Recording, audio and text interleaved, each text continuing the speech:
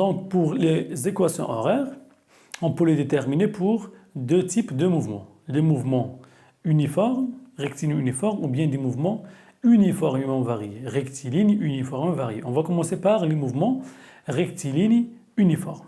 C'est bon? Et l'équation horaire du mouvement rectiligne uniforme est dans le programme de tronc commun.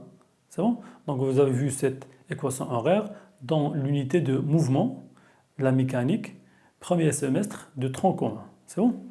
Donc, pour une définition, donc le mouvement rectiligne uniforme se fait suivant un axe, un seul. Donc, OX, OY ou bien OZ, à une vitesse constante. Donc, V égale à une constante.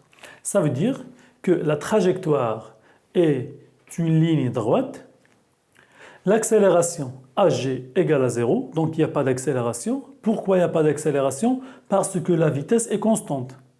Donc vitesse constante, vitesse ne varie pas. Sa dérivée est nulle, c'est pourquoi AG est 0. Et puis l'équation horaire, bien sûr, ممكن تكون عندنا XG ou YG ou ZG, ça dépend de l'axe de mouvement. On a اخترنا XG arbitrairement, ça. Donc XG de t, c'est une fonction affine égale à VGT plus X0. T, c'est le variable, le temps. VG, c'est la vitesse en mètres par seconde. X0, c'est l'abscisse à l'instant t égale à 0 en mètres.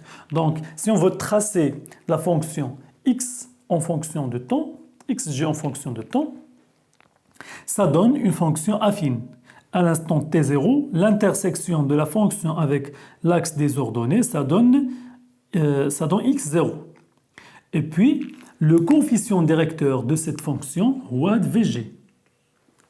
Donc, pour déterminer le coefficient directeur, on prend bien sûr deux points, on projette sur les deux axes.